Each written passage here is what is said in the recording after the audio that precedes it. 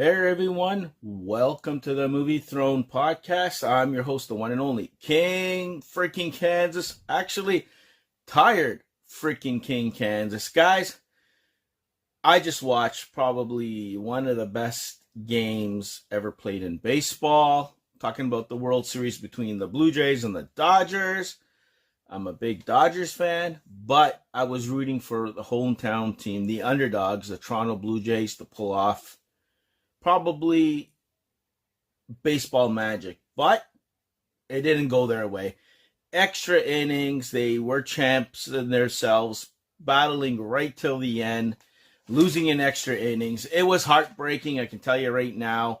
I felt for the Blue Jays. To me, personally, they deserve to win. They should be the champs. They outplayed the Dodgers. They kept up with them. They baffled them. They really went out, slugging, punching, and kicking and all that stuff to get where they were today. They was destined to win, and it was such a letdown. You felt for the players. You felt for the city. You felt for my country. But it was some of the best baseball. And I'm not a baseball fan. I don't watch baseball religiously. I'm not going to be watching a game on my TV screen. But because it was the playoffs and I saw the Blue Jays, you know what? Yeah, this team might have legs to actually do something and, cause some damage. But, man, it was heartbreaking. They were winning 4-3 right till the top of the ninth with one out. And it was just, every pitcher it seemed that they brought in, it was like a home run here and there. But it looked like they were going to hang on. And it just, Lady Luck wasn't on their side, man. From the day before in Halloween with the ball getting wedged into the fence, that is the dumbest thing ever. If you could play it, you should have been able to grab it. He didn't even make an attempt, and that kind of, I knew something was up. It wasn't in the cards for the Jays, and they played their hearts out. And like I said, in sports, not always the best team wins. It's the lucky team, the luckier team that does. So anyways, hats off to the Blue Jays. An amazing season. I know it was heartbreaking. They should have won. As a Dodgers fan, they should have won. I can tell you that right now. Happy that the Dodgers won back-to-back, but they didn't deserve it. Sorry. That's just my personal opinion. I know you guys are going to hate and stuff like that. I don't care. Truth is the truth. You saw the both sides and who should have won. If you're not and you're blind, that's on you guys. And I'm speaking from a Dodgers fan. Anyways, that's what I watched, and I'm tired and whatever the hell. So I just wanted to mention that because I'm not blind. The other thing I wanted to mention, guys, which is not on the agenda, is the Saturday night main event that went on. Couldn't find it anywhere on TV screens unless it was in the States in Peacock or whatever because of the World Series and stuff. You had to watch it on YouTube. There's 4 matches on the card.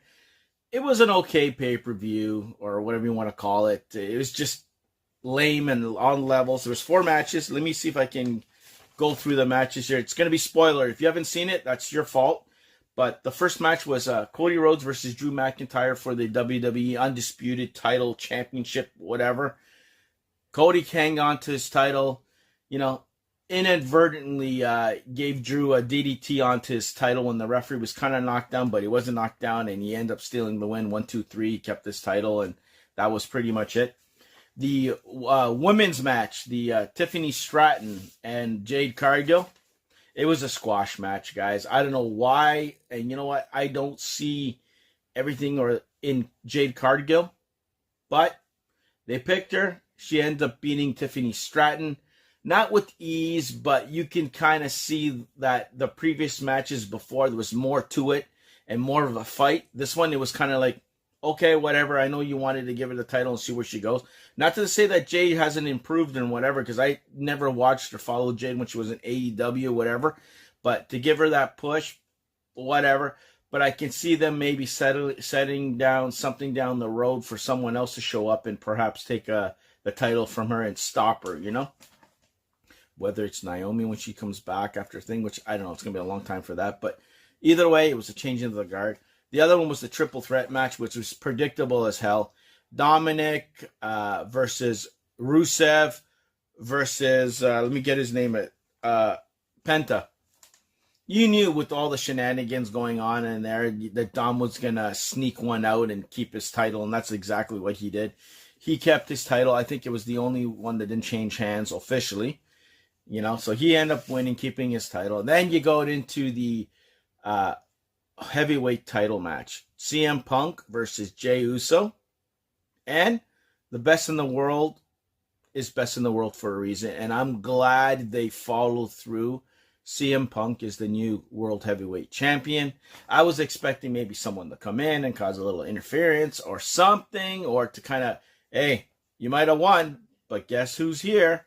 I have a funny feeling Gunther is going to end up showing back and causing a little bit, or they'll do a Braun Breaker versus CM Punk little angle there, and maybe Seth will come back when he's healed and cost Braun Breaker a chance to win the title. Something's going to go on with that feud there. Brock Lesnar, I was even expecting just something to say, hey, that's my title kind of thing, you know.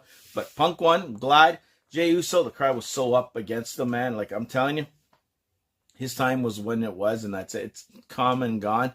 You better to give it to the tribal chief himself, Roman Reigns, but who knows where they're going to go. But overall, as a pay-per-view or whatever, a 2-hour thing that when the World Series was going on, it was okay. It wasn't the greatest. It was very predictable. You knew exactly who was going to win, in my personal opinion. And it wasn't bad. It wasn't great. I don't know. You guys let me know in the comment section. Now, enough of that garbage, okay? Whatever. Not garbage, but those items and whatever.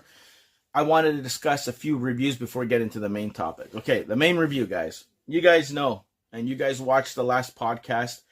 It was about It, Welcome to Derry. I watched the first episode of this series, okay? Was looking forward to it. Maybe my expectations levels were high, whatever. I don't know. Maybe I'm the only person on the planet that when I watched this damn thing, I didn't like it. What kind of saved it for me to continue to possibly continue with the series was the last 15 minutes. The last 15 minutes drew me back in and go, that's the It that I know from the two movies that came out previous years or whatever. And I'm like, okay, let me watch this. I didn't care about the adults and the military or, whatever. And some of the kids' storyline. I could care less. It was like, really? A couple little, and that's what no, garbage. Second episode, guys. I can tell you right now. Let me get it because I want to do it justice because I don't want to mess up titles and stuff. It was called, where is it? The Thing in the Dark, okay? It was an hour and 5 minutes. Didn't feel like an hour and 5 or 7 minutes or whatever the hell it was. It centers around, guys, Marge, Lily, and Ronnie. Those are the three main characters there. It picks it up where it left off with the kid going back to school and people are ostracizing her and kind of like looking at her funny and picking on her and this. I'm like, seriously? And we even got introduced to Will. I think, is it Marge or Lily's? I can't even remember, man. The kids' names, I'm going to get confused anyways. He gets introduced, and he's kind of like the nerd of the group or a new person in town, and that he's out there, meaning scientifically smart and all that stuff. So, he's going to get picked on or whatever. But, oh my God, guys. What an episode. Much better. Kind of got more of the angle of the military, why they're doing what they're doing, and they're after something to, I don't know, for the Cold War or some BS like that. Okay, to me, I tune out with stuff like that. I'm like, okay, whatever, been there, done that, seen it, who cares? Near the end of the episode, they end up digging something up, and it looks like the car that they disappeared in with, at the beginning of the series, that the kid and everybody disappeared and they just vanished somewhere. They dug that up. That's what the whole big deal was. The kids on the other end, oh my God. Trauma. That poor girl going into the shopping mart and they were going to ship her off to the crazy house because of, maybe that's where she was before and they brought her here, that she's starting to see stuff and whatever. There's two scenes, okay? I hope I get, Ronnie, I believe, is the one that her father got accused of doing something to the kids in the theater and whatever. That scene in the bedroom, oh my God, with that thing giving birth and she comes she's like drowning in some sort of water. You think she's having a dream. She's drowning. And then she has to kind of push herself out of something. And that out of something is this lady or this thing that was her mom. That it was just gruesome. Holy crap. I'm getting goosebumps. It's shocking good, okay? That was one of the coolest highlights. I'm like, damn, they went there and that's what they did. It's like, but no, that's nothing, guys. The shopping market. When I think it's Lily who goes there and she's doing shopping for, I guess, her mom or something. And this is before she gets sent to the crazy house, because she goes to the crazy house at the end, or place where they're going to deal with her. She's in the grocery store, and then all of a sudden you see this thing kind of like looking at her, making noises and stuff like that. And then you got the grocery aisles collapsing on her until it gets to this thing with the jar of all pickles. And man, I probably won't even touch a pickle for a long time. The jars, all of a sudden, this face pops up in this jar, and it's her dad. And then a body part, and then a heart, then this, and then that, and then everything ends up getting trashed on the ground. She falls down, lands on it with broken glass and pickles and all that stuff that we thought. All of a sudden, you saw the body parts kind of like form together and come towards her, and it looks like it's going to kind of give her a nice little smooch. And then, boom, it goes back to normal, and the guy who's in charge of the store goes, hey, what the hell? The pickle jar and whatever. Her mom picks her up later and ends up taking her to the thing. But it was stuff like that I'm like, you know what? If it's going to give me more of this, great. Overall, I like this episode a lot better than I thought I would. And it's a good step in the right direction. I think there's only 8 episodes anyways, but I'm going to watch next week, and hopefully I'll stay aboard. But as for episode 2, I think it's a win. Personally, I enjoyed this more. You can see it across my face than the last episode. I don't know what the hell the last episode, in my personal opinion, was like. For what? 15 minutes? Last 15 minutes is all you had to give us. Like, show us a little bit at the beginning that you wanted to, with that creepy looking wing baby, whatever the hell doll thing. And then at the end, when you attacked everybody and decimating them, basically, and killing them and stuff, going after kids, that was like gruesome. And then the way you picked it up and whatever, maybe I was more like relaxing and invested in watching the thing. And it came out on Halloween, which is great because it amps up even more fear and all that fun stuff. But I liked episode number 2. You guys let me know in the comment sections. So that's the review. The other review I wanted to do, because it's going to help me jump into the hot topic, guys, is I actually decided, you guys can watch a full review. This is going to be kind of like a non-spoiler version of the review. I watched Lois and Clark, the new adventures of Superman, starring Dean Cain, John Shea, Lane Smith, Eddie Jones, Kate Callan, and all that, the original cast from way back when. Came out in 1993, and it lasted till 1997. Anyways, I watched the first episode called The Pilot. And I forgot, honest to God truth, that it was like an hour and 30-something minutes, okay? I thought it was just a normal, one episode, 40 minutes, 45, that's it, boom.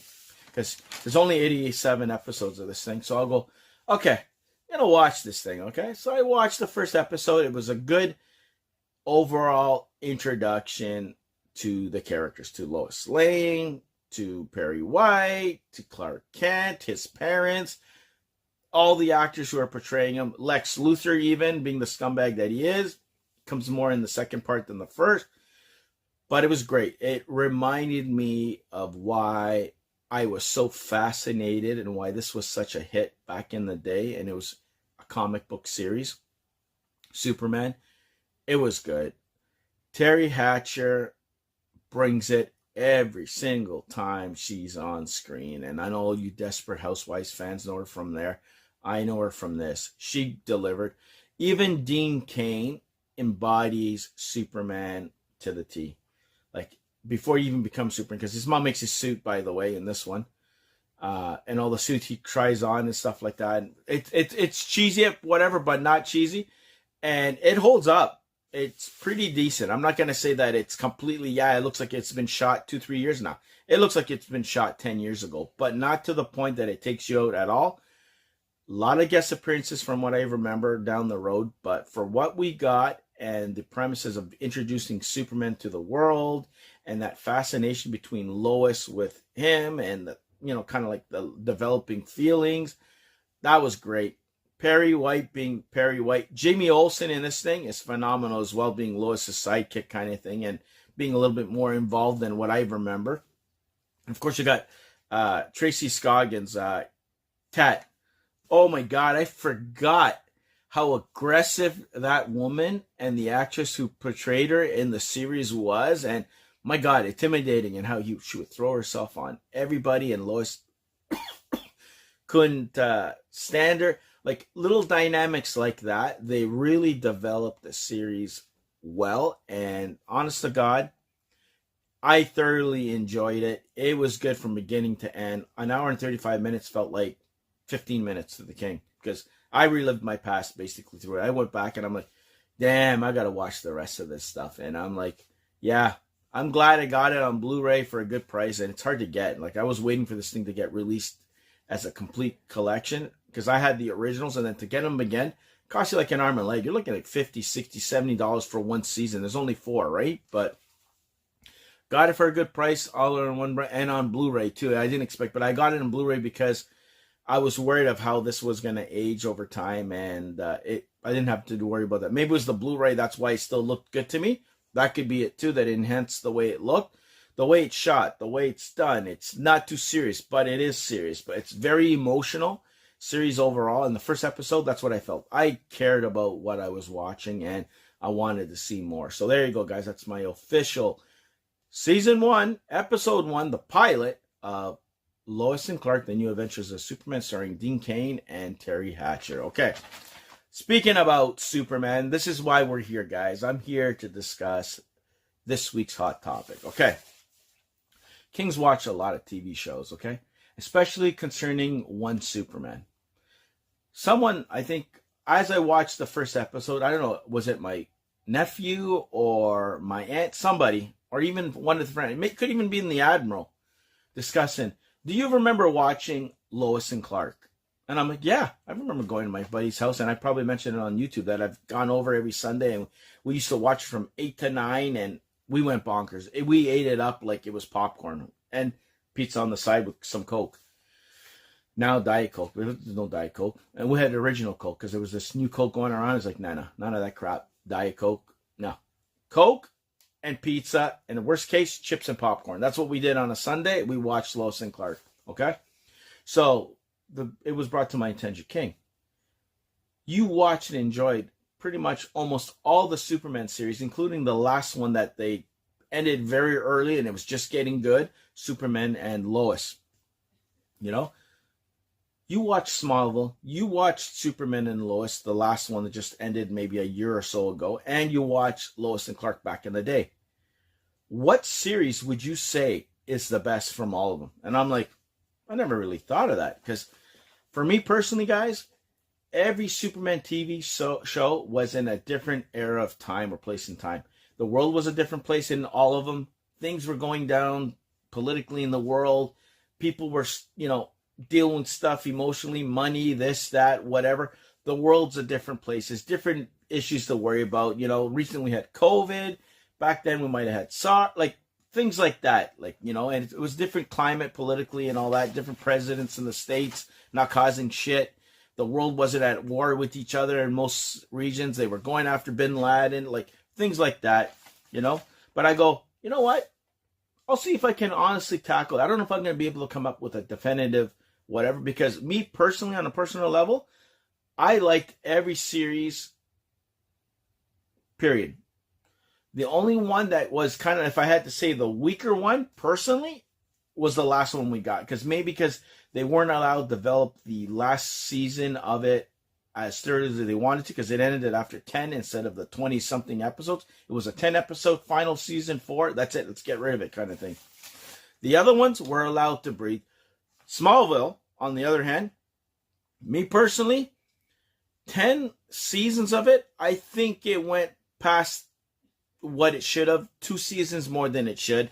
There was a couple seasons in the middle there that, it was like, was this necessary, guys? Do we really need this? And you're kind of stretching out him not being quite Superman or getting to that level that he was, when you could have just deleted and skipped a couple and then get back into it. Because with Smallville, personally, guys, I think the first 4 or 5 seasons were hell of a strong. The Lois got introduced, and then it just got into some wonky stuff that I kind of fell off and then jumped back into it and then watched it. And then the last season or 2 is when it started to pick up again, because that's when that stuff really was going to hit the fan kind of thing, because it got good again.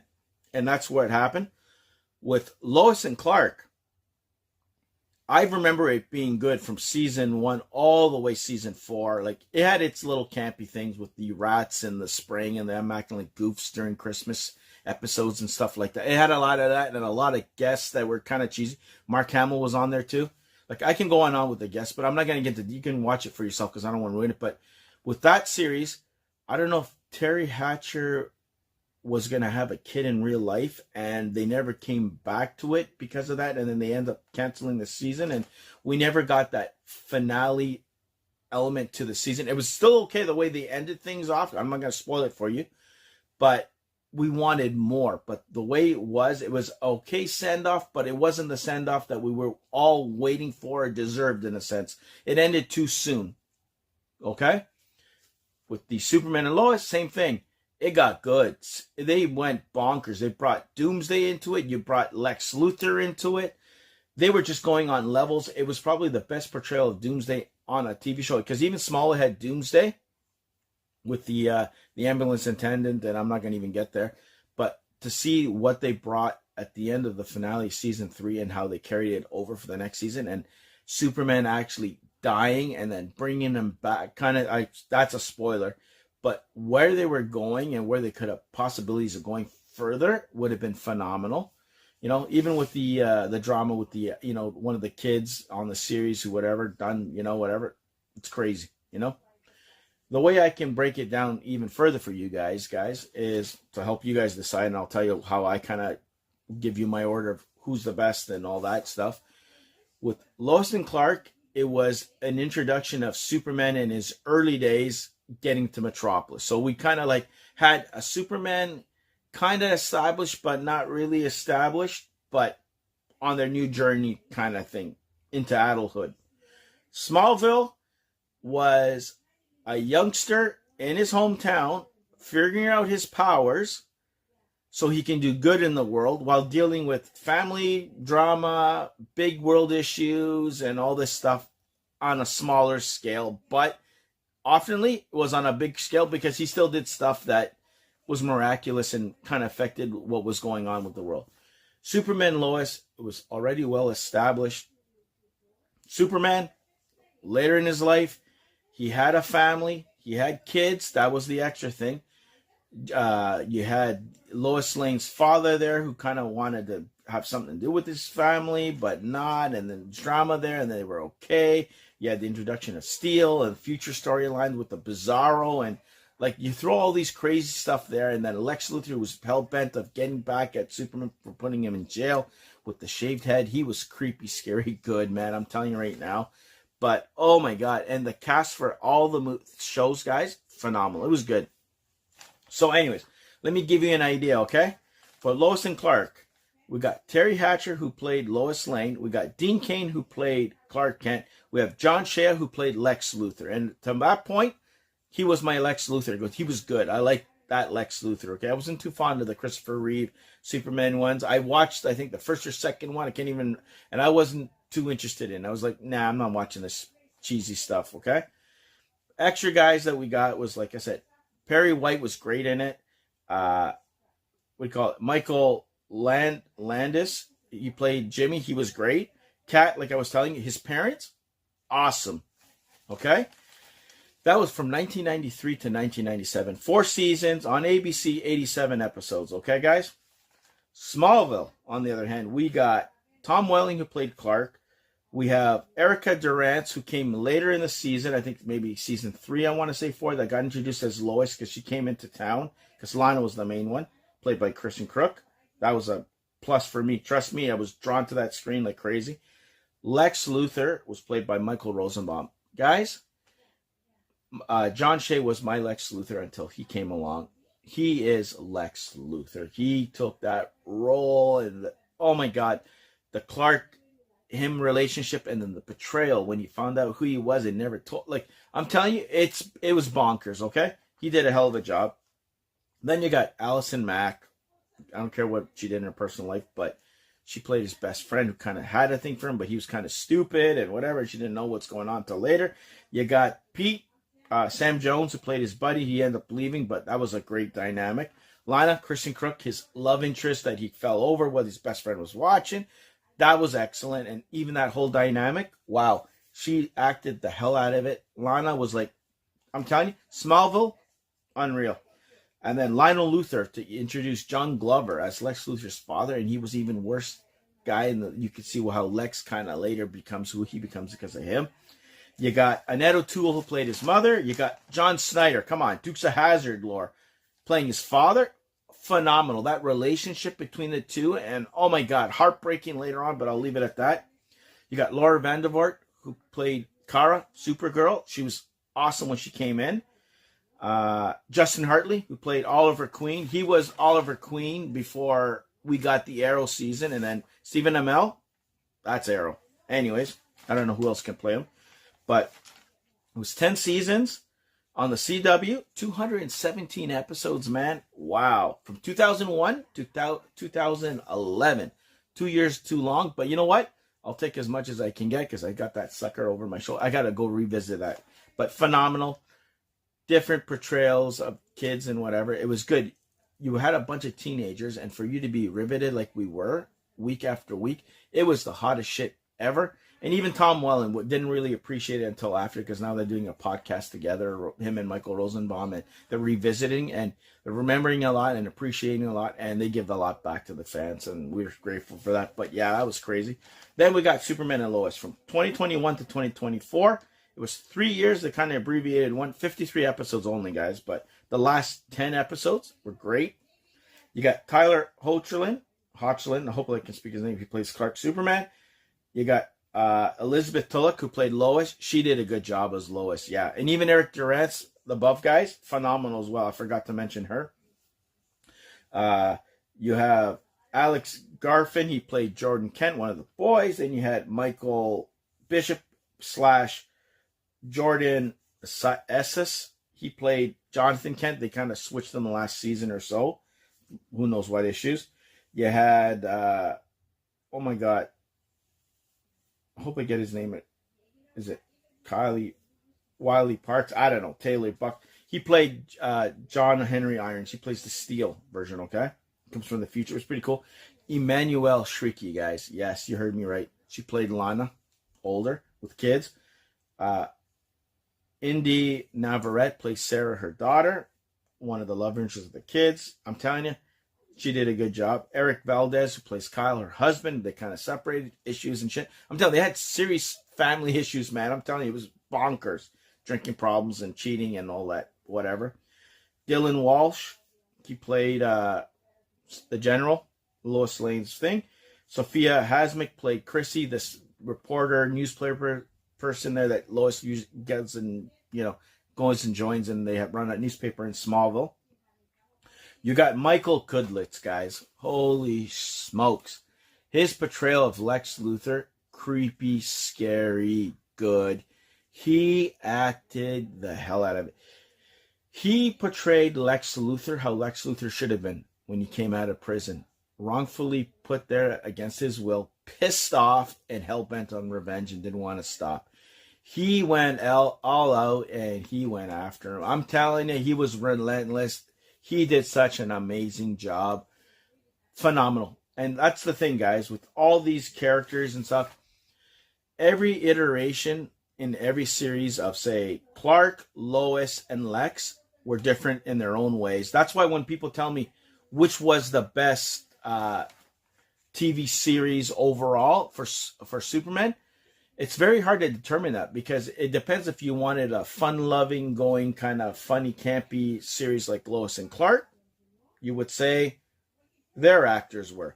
If you wanted a very dark series of characters and where you might go, but in a serious, more tone with like Lois dealing with cancer and stuff like that, you would go with the actors that were in Superman and Lois, which they were going like dark, like serious, dark, and real. If you wanted something in between with a bunch of kids, not kind of happy-go-lucky, but a little bit more teen drama and kind of like in the teenage year Superman with, the actors getting to become who we know them to become before they become them, then those actors were. But loved them on every single level, like different facets of the King's life. Like, for that particular time in the King's life, early teenage, the Lois and Clark. That would always be near and dear to me. Smallville was kind of like my later in my 20s. Like when, you know, you're like trying to become the person you think you're becoming, you're trying to grow and become an adult and stuff. And I really appreciate their struggles and that at that time and point. And then now being old and gray, what we got with there, that was the nitty gritty Superman. I never thought I would see like an Elseworld kind of, you know, sense Superman story that, wow, he has kids. Lex Luthor's bonkers. You got Steel showing up. You got Bizarro of all things. Doomsday, for God's sakes. They actually revisited that and did it right. Like, they went to places, he goes, no, they just didn't do that. You know, and especially the last season of Superman, when something happens at the beginning and then you're like, are you kidding me? They actually did it. And then to follow through after, how they're going to do it. And they pulled it off and they stuck to the landing. It was phenomenal. Like, all the series ended well, from what I remember. Lois and Clark, like I said, it was an impromptu whatever, but it was a happy ending. I'll just leave it at that. The Smallville, yeah, it was okay. You know, he goes to Metropolis with, you know, with Lois, and then you kind of see him kind of like open his shirt and there's a Superman thing, and he kind of, you know, kind of gives you an idea. Okay, he's becoming Superman. Great. That was kind of a little bit of a letdown. The finale of, oh my God, Superman and Lois, heartbreaking and emotional, guys. It touched you, man, from the story of him telling the story of him. Like, oh, like I'm getting goosebumps. Like, I think from all three, that was one of the better ones that stuck, the finale, that it'll stick with you probably and you'll never forget it. It was done that well. Like, it was really done and thoughtful, and it was good. Episodes and stuff, like I said, I always say, it doesn't matter how many episodes you have, it's the quality, not the quantity, you know? If you're going to do episodes, come on. Smallville, number 1. 2, Lois and Clark, and then it's going to be Superman and whatever. Can't base it on that. Guest appearances, storylines, emotional level, they're pretty much different parts of my life, right across the board even.